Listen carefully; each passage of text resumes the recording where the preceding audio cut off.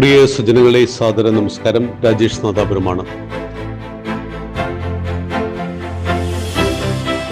നമ്മുടെ സമാജം, നമ്മുടെ രാഷ്ട്രം ചർച്ച ചെയ്ത ഏറ്റവും പ്രധാനപ്പെട്ട ഒരു വിഷയമായിരുന്നു നീറ്റ് പരീക്ഷാ ക്രമക്കേടിനെ കുറിച്ചുണ്ടായ വിവാദം. CJP എന്ന പാർട്ടിയുടെ കൂട്ടായ്മ, അതുണ്ടാക്കിയ പ്രശ്നങ്ങൾ, നമ്മുടെ യുവാക്കൾ അതിലേക്ക് അണിചേർന്നു.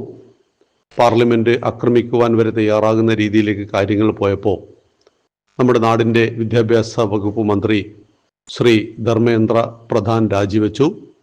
നരേന്ദ്രമോദി തോൽപ്പിച്ചു. ഇങ്ങനെയുള്ള ധാരാളം വിവാദങ്ങൾ. നമ്മുടെ രാഷ്ട്രീയം ഏതുമായിക്കൊള്ളട്ടെ, നമ്മൾ കോൺഗ്രസോ BJPയോ CPM എന്തോ ആവാം, സനാതന ധർമ്മ പാഠശാലയിൽ കുട്ടും രാഷ്ട്രീയമില്ല. പക്ഷെ രാഷ്ട്രകാര്യങ്ങൾ നമ്മുടേതാണ്. രാഷ്ട്രമാദ്യം, രാഷ്ട്രീയവും മതവും എല്ലാം നമുക്കതിൻ്റെ താഴെയാണ് വരുന്നത്. നമ്മുടെ രാഷ്ട്രത്തിൻ്റെ നിലനിൽപ്പില്ല എങ്കിൽ അത് നമ്മളെല്ലാവരെയും ബാധിക്കുന്ന വിഷയമാണ്. അപ്പോൾ ഈ രാഷ്ട്രത്തെ തകർക്കുവാൻ ആഗ്രഹിക്കുന്ന ശക്തികൾ നമ്മുടെ നാട്ടിൽ വളരെ പ്രബലമാണ്, പ്രത്യേകിച്ച് കേരളത്തിൽ. കാരണം ഈ ഒരു സമരത്തിന് പ്രധാന പ്രേരണാ ഘടകങ്ങളെല്ലാം മലയാളികളായിരുന്നു. എല്ലായിടത്തും രാജ്യവിരുദ്ധ പ്രവർത്തനം മലയാളികൾ നന്നായി ചെയ്യുന്നുണ്ട്. നമുക്കറിയാം, കണ്ണൂർ ജില്ലയിൽ നിന്ന്, കേരളത്തിൽ നിന്ന് കുറേ ചെറുപ്പക്കാർ ഗൾഫിലേക്ക് പോയി. അവർ പാകിസ്ഥാനിലെത്തി, ഭീകര പരിശീലന കേന്ദ്രങ്ങളിലെത്തി, കൊടും ഭീകരന്മാരായി മാറി. ഭാരതത്തിലേക്ക് കടന്ന് ഭാരതത്തെ പട്ടാളക്കാരെ കൊല്ലുവാനും നാട്ടുകാരെ കൊല്ലുവാനും തയ്യാറായപ്പോൾ അവരെ നമ്മുടെ ആർമി വെടിവെച്ചു കൊന്നു. കേരളത്തിൽ വലിയ വാർത്തയായിരുന്നു. ഒരു 20 വർഷം മുമ്പുള്ള വാർത്തയായിരുന്നു അത്. അജ്മൽ കസബ് എന്ന് പറയുന്ന ഭീകരന് വേണ്ടിയിട്ട് മയ്യത്ത് നിസ്കാരം കേരളത്തിൽ നടന്നു. അഫ്സൽ ഗുരുവിന് വേണ്ടിയിട്ട് ഒരുപാട് വാദങ്ങൾ ഇവിടെ ഉണ്ടായി. അവിടെയാണ് നമ്മൾ വളരെ ജാഗ്രതയോടുകൂടി ചെറുതും വലുതുമായ രാഷ്ട്രവിരുദ്ധ പ്രവർത്തനങ്ങളെ തുറന്നു കാണിക്കണം. അതിൽ നമ്മൾ ജാഗ്രത കാണിക്കണം. ഇത് നമ്മുടെ രാഷ്ട്രമാണ്. ഹിന്ദുവും മുസ്ലിമും ക്രിസ്ത്യാനിയും ജൂതനും പാഴ്സിയും എല്ലാം ഏകോദര സഹോദരങ്ങളായി ജീവിക്കുന്ന നമ്മുടെ നാട്. ഇവിടെയാണ് ഹിന്ദുവിൻ്റെ വിശാലമായൊരു കാഴ്ചപ്പാടുണ്ട്. ആകാശാത് പതിതം തോയം യഥാ ഗച്ഛതി സാഗരം സർവദേവ നമസ്കാരം കേശവം പ്രതി ഗച്ഛതി. വിണ്ണിൽ നിന്ന് മണ്ണിലേക്ക് പതിക്കുന്ന കോടാനുകോടി മഴത്തുള്ളികൾ എങ്ങനെ അരുവിയിലൂടെ നദിയിലൂടെ ഒഴുകി ഏകമാകുന്ന സാഗരത്തിൽ എത്തിച്ചേരുന്നുവോ, സർവദേവ നമസ്കാരം, നിങ്ങൾ ഏത് ദൈവത്തെ വേണമെങ്കിലും നമസ്കരിച്ചോളൂ, കേശവം പ്രതിഗച്ഛതി, ഒടുവിൽ ഏകമാകുന്ന ഈശ്വരൻ വന്നു പതിക്കുന്നു. ഇതാണ് ഹിന്ദുവിൻ്റെ കാഴ്ചപ്പാട്. അതുകൊണ്ട് ഇസ്ലാം മതം വന്നപ്പോൾ, ക്രിസ്തുമതവും ജൂതമതവും പാഴ്സി മതവും വന്നപ്പോൾ എല്ലാവരെയും സ്വീകരിച്ചു. അവർക്ക് പള്ളി ഉണ്ടാക്കി കൊടുത്തു, ചർച്ച ഉണ്ടാക്കി കൊടുത്തു. ലോകം മുഴുവൻ ജൂതന്മാരെ വേട്ടയാടിക്കൊന്ന സമയത്ത് ജൂതന്റെ ശരീരത്തിൽ നിന്ന് ഒരു തുള്ളി ചോര പൊടിയാതെ ജൂതനെ സംരക്ഷിച്ച ഏക നാടിൻ്റെ പേര് ഭാരതം എന്നാണ്. അതുകൊണ്ട് എല്ലാവരെയും സ്വീകരിക്കുവാൻ കഴിയുന്ന വിശാലത, വസുധൈവ കുടുംബകം, ലോകാ സമസ്ത സുഖിനോ ഭവന്തു സർവേ ഭവന്തു സുഖിന, ഇതെല്ലാം പിറന്നത് ഈ മണ്ണിലാണ്. അപ്പം ഈ മണ്ണായി തന്നെ അടുത്ത തലമുറയിലേക്ക് ഏൽപ്പിക്കണമെങ്കിൽ നമ്മുടെ യുവസമൂഹത്തിൽ, പ്രത്യേകിച്ച് ഹിന്ദു യുവസമൂഹത്തിൽ, നമ്മുടെ രാഷ്ട്രത്തെക്കുറിച്ചോ ധർമ്മത്തെക്കുറിച്ചോ വേണ്ടത്ര ബോധ്യമില്ല. കാരണം അവർക്ക് ആ സംസ്കാരം പലപ്പോഴും കുടുംബങ്ങളിൽ നിന്ന് പകർന്നു കിട്ടുന്നില്ല. രണ്ടാമത്, നമ്മുടെ ക്ലാസ് മുറിയിൽ നമുക്ക് ഒരു ഇസ്ലാം മതം ഇതിലെ കുട്ടി ആരംഭിക്കുന്നത് 4-ാമത്തെ വയസ്സിൽ രാവിലെ എല്ലാ ദിവസവും മദ്രസയിൽ പോയി മതം പഠിച്ചുകൊണ്ടാണ്. ഒരു 10 വയസ്സാകുമ്പോഴേക്ക് അവനവൻ്റെ മതത്തിൽ അഭിമാനം ഉണ്ടാകുന്നു. അത് എൻ്റെ മതം മാത്രമാണ് ശരിയെന്ന് പഠിപ്പിക്കുന്നിടത്താണ് നമുക്ക് അവരോടുള്ള അഭിപ്രായ വ്യത്യാസം. നിൻ്റെ മതം തെറ്റാണ്, എൻ്റെ മതം ശരിയാണ് എന്ന് പറയുമ്പോൾ വിഗ്രഹാരാധകന് നരകം കിട്ടും, സ്വർണം ധരിക്കുന്ന പുരുഷന് നരകം കിട്ടും, അതുപോലെ ഹറാമായ ഭക്ഷണം, പന്നിയുടെ മാംസം ഭക്ഷിക്കുന്ന നരകം കിട്ടും. ഇതെല്ലാം ഖുർആനിൽ പറയുന്ന കാര്യങ്ങളാണ്. ഇത് നിങ്ങൾ പഠിക്കാത്തത് കൊണ്ട് എല്ലാ മതങ്ങളുടെയും തത്വം ഒന്നാണെന്നൊക്കെ പറഞ്ഞു നടക്കുന്ന ധാരാളം ഹിന്ദുക്കളുണ്ട്. അറിവില്ലായ്മയാണ് കാരണം. അറിവില്ലായ്മ ഒരു തെറ്റല്ല, അതുകൊണ്ട് നമുക്ക് അവരോട് ക്ഷമിക്കണം. കാരണം ഖുർആനും ബൈബിളും ഭഗവത്ഗീതയും കുറേ വർഷങ്ങളായിട്ട് കമ്പയറിംഗ് സ്റ്റഡി നടത്തിക്കൊണ്ടിരിക്കുന്ന ഒരു വ്യക്തി എന്ന നിലയിൽ വളരെ എളിമയോടുകൂടി ഞാൻ നിങ്ങളോട് പറയുന്നു, എല്ലാ മതങ്ങളുടെയും തത്വം ഒന്നല്ല. മതങ്ങൾ വളരെ ഭീകരമാണ്, മതങ്ങൾ നിരോധിക്കപ്പെടേണ്ടതാണ്. അത് മാർക്സിൻ്റെ അഭിപ്രായമാണ് എനിക്കുള്ളത്. മതം മനുഷ്യനെ മയക്കുന്ന കറുപ്പാണ്. അപ്പം മതം മനുഷ്യനെ മയക്കുന്ന കറുപ്പാണെന്ന് പറയുന്നത് നോക്കൂ, മതത്തിൻ്റെ പേരിൽ എത്ര കൊലപാതകങ്ങളാണ് ദിവസം നടക്കുന്നത്, പച്ചക്ക് മനുഷ്യൻ്റെ കഴുത്തറക്കുന്നത്, കലിമ കൊല്ലാൻ അറിയാത്ത ആളെ വെടിവെച്ച് കൊല്ലുന്നത്. ഇതൊക്കെ എന്താ കാരണം?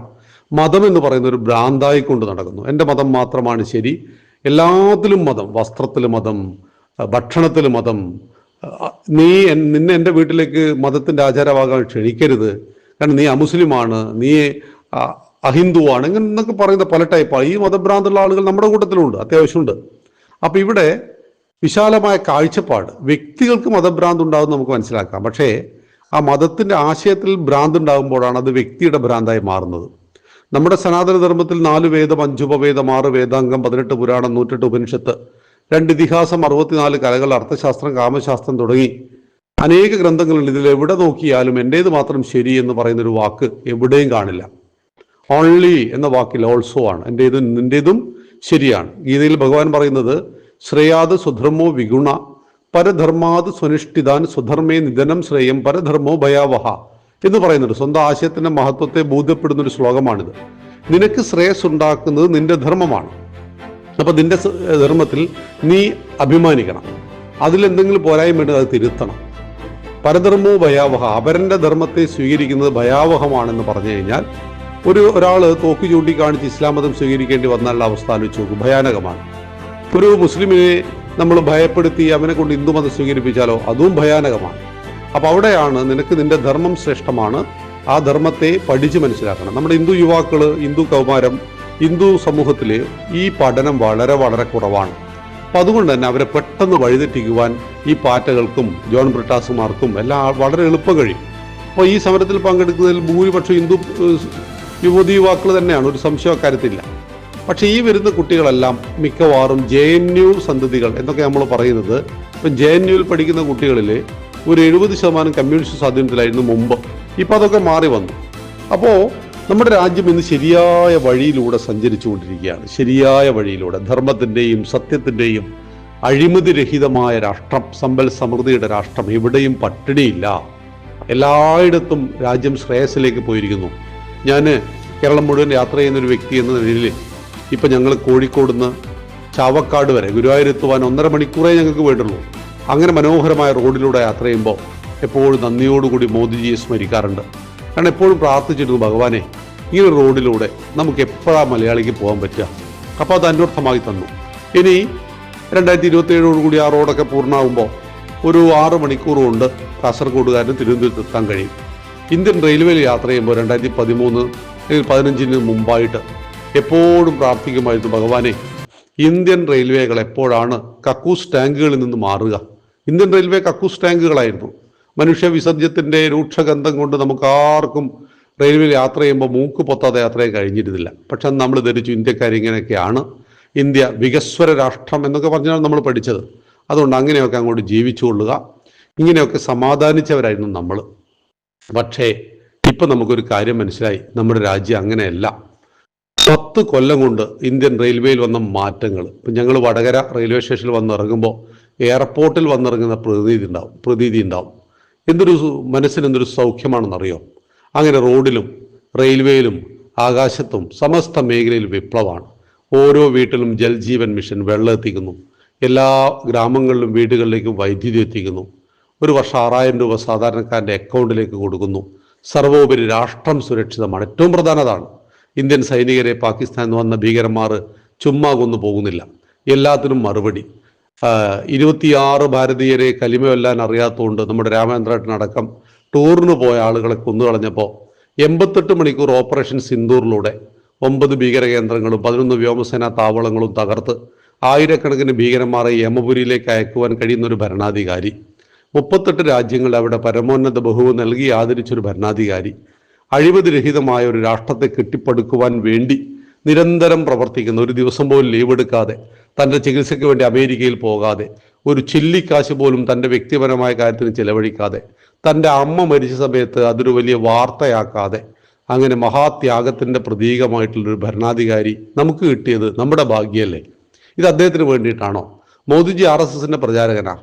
നാളെ RSS പറയുന്നു, മോദിജി നിങ്ങൾ BJPയിൽ പ്രവർത്തിക്കേണ്ട, നിങ്ങൾ വനവാസി കല്യാണ ആശ്രമത്തിൽ പ്രവർത്തിച്ചാൽ മതി എന്ന് പറഞ്ഞാൽ ആ പഴയ കാക്കി ട്രൗസറും തിരികെ കയറ്റി അയാൾ വനവാസി മേഖലയിൽ ചെന്ന് പണിയെടുക്കും.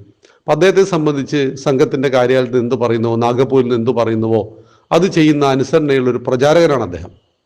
അദ്ദേഹത്തിന് ഈ അധികാരമൊന്നും ആവശ്യമില്ല. ജീവിതം അമ്പേ നിൻ പൂജയ്ക്കായി, മരണം ദേവി നിൻ മഹിമയ്ക്കായി എന്ന് പറഞ്ഞ് തൻ്റെ 65-ാമത്തെ വയസ്സിൽ വീട് വിട്ടിറങ്ങി, ക്ഷമിക്കണം 1965 തൻ്റെ 15-ാമത്തെ വയസ്സിൽ വീട് വിട്ടിറങ്ങി ഈ പ്രവർത്തനം തുടങ്ങിയ ആളാണ്. അദ്ദേഹത്തിന് സ്വാർത്ഥപരമായിട്ടൊന്നും ആവശ്യമില്ല. അപ്പം അങ്ങനെയുള്ള മഹാത്യാഗിയായിട്ടുള്ള ഒരു പ്രധാനമന്ത്രിയെ നമ്മളല്ലാതെ ആരെ സപ്പോർട്ട് ചെയ്യാം? ഈ രാഷ്ട്രത്തെ സംരക്ഷിക്കുന്ന അദ്ദേഹത്തെ നമ്മളല്ലാതെ ആര് സപ്പോർട്ട് ചെയ്യും? അപ്പം നോക്കൂ, എനിക്ക് പ്രതിപക്ഷ നേതാവ് വളരെ ബഹുമാനിക്കേണ്ട ആൾ തന്നെയാണ് ഇന്ത്യയുടെ. പക്ഷെ കഴിഞ്ഞ ഒരു വർഷമായിട്ട് അദ്ദേഹം എവിടെയായിരുന്നു? ഒരു മാസമായിട്ട് നമ്മൾ ചിന്തിച്ചിട്ടുണ്ടോ? അജ്ഞാതവാസത്തിന് പോകുന്ന, നമ്മുടെ രാജ്യത്തിൻ്റെ ചെലവിൽ ജീവിക്കുന്ന ഒരു പ്രതിപക്ഷ നേതാവ് എവിടെ പോകുന്നു എന്നുപോലും അറിയണ്ടേ? അപ്പോൾ പാറ്റകൾ എന്ന് പറയുന്ന നമ്മുടെ വിദ്യാർത്ഥികൾ, CJPക്കാർ, അവർ വിളിച്ചു ചേർത്ത അവരുടെ കഴിവിനനുസരിച്ച് സംഘടിപ്പിച്ച യുവാക്കൾക്കിടയിലേക്ക് കടന്നു കയറി 10 പേര് കൂടുന്നിടത്ത് ഞങ്ങൾ പാർട്ടിയുണ്ട്, കോൺഗ്രസ് ഉണ്ട്, കമ്മ്യൂണിസ്റ്റ് പാർട്ടിയുണ്ട്. സ്വന്തമായിട്ട് ഒരു അസ്തിത്വമില്ലാത്ത ഇവരെ നമുക്ക് ബഹുമാനിക്കാൻ പറ്റുമോ? അവർ സമരം സംഘടിപ്പിക്കട്ടെ. ഈ വിഷയത്തിൽ അവർ സമരം സംഘടിപ്പിച്ചോ? കോൺഗ്രസോ കമ്മ്യൂണിസ്റ്റ് പാർട്ടിയോ സമരം സംഘടിപ്പിക്കാത്ത എന്തുകൊണ്ട് ആളെ കിട്ടില്ല? അവർ വിളിച്ച ആളുകൾ വരില്ല. കർഷക സമരത്തിന്റെ വേദിയിലേക്ക് കൊടുമ്പിരി കൊള്ളുന്ന സമയത്ത് രാഹുൽ ഗാന്ധി എന്നു. കർഷകന്മാർ ഓടിച്ചു രാഹുൽ ഗാന്ധിയെ. നിങ്ങളെക്കാൾ എത്രയോ വിശ്വാസം ഞങ്ങൾക്ക് മോദിജിയാണ്. പക്ഷെ നിർവാഹമില്ലാത്തതുകൊണ്ടാണ് ഞങ്ങൾ ഇവിടെ വന്നിരിക്കുന്നത്. പാവങ്ങളെ പറ്റിച്ചു കൊണ്ടുവന്നാണ്. പലരും അത് തിരിച്ചറിഞ്ഞിരുന്നു. അവർക്ക് വേണ്ടിയുള്ള ബില്ലായിരുന്നു. പക്ഷെ കർഷകനെ കൊന്നു കഴിഞ്ഞാൽ, കർഷകനെ തല്ലിക്കഴിഞ്ഞാൽ ഒരു ആവശ്യം ആലോചിച്ച് നോക്കൂ, രാജ്യം നിലനിൽക്കുമോ? അപ്പോൾ അവരുടെ മുന്നിൽ മോദി തോറ്റുകൊടുത്തു. ഇന്ന് വിദ്യാർത്ഥികൾക്ക് മുന്നിൽ മോദി തോറ്റുകൊടുത്തു. ഇതൊക്കെയാണ് തോൽവി. ഇത് തോൽവിയാണോ? നമ്മുടെ മക്കളുടെ മുന്നിൽ നമ്മൾ തോറ്റു കൊടുക്കാറില്ലേ? നമ്മുടെ മക്കൾക്ക് വേണ്ടി, നമ്മുടെ മക്കളുടെ അറിവില്ലായ്മ, ഒരു വീട്ടിലെ മക്കൾ എന്തൊക്കെയാണ് കാണിക്കുന്നത്, ആ കാണിക്കുമ്പോൾ നമ്മൾ പലപ്പോഴും അച്ഛനും അമ്മയും തോറ്റു കൊടുക്കാറില്ലേ? എന്തുകൊണ്ടാണ്? നമ്മൾ അത്രമാത്രം അവരെ സ്നേഹിക്കുന്നു എന്നുകൊണ്ടല്ലേ? ഇന്നല്ലെങ്കിൽ നാളെ അവർ ശരിയായ വഴിയിലേക്ക് വരുമെന്ന ബോധം കൊണ്ടല്ലേ? അവർ നമുക്ക് അത്രയും പ്രിയപ്പെട്ടവർ, നമ്മുടെ കണ്ണുകളാണ് അവർ, നമ്മുടെ ഹൃദയമാണ്, അത്രയും പ്രിയപ്പെട്ടവരാണ്. അങ്ങനെയല്ലേ നമ്മുടെ പ്രധാനമന്ത്രി നമ്മുടെ മക്കളെ കാണുന്നത്? അതുകൊണ്ടല്ലേ അവർ തോറ്റു കൊടുത്തത്. അല്ലാതെ ഈ പറയുന്ന 10,000 പിള്ളേർ വന്നിട്ട് പേടിപ്പിച്ച് കളയാമെന്ന് കരുതിയിട്ടാണോ? അവരെ പേടിച്ചോടുന്ന ഒരാളാണോ? 88 മണിക്കൂർ കൊണ്ട് പാകിസ്ഥാനെ വരച്ച വരയിൽ നിർത്തുവാൻ കഴിയുന്ന ഒരു പ്രധാനമന്ത്രിക്ക് ഈ 10,000 പിള്ളേരെ നിർത്തുവാൻ എന്തെങ്കിലും പണിയുണ്ടോ? ഒരു പണിയില്ല.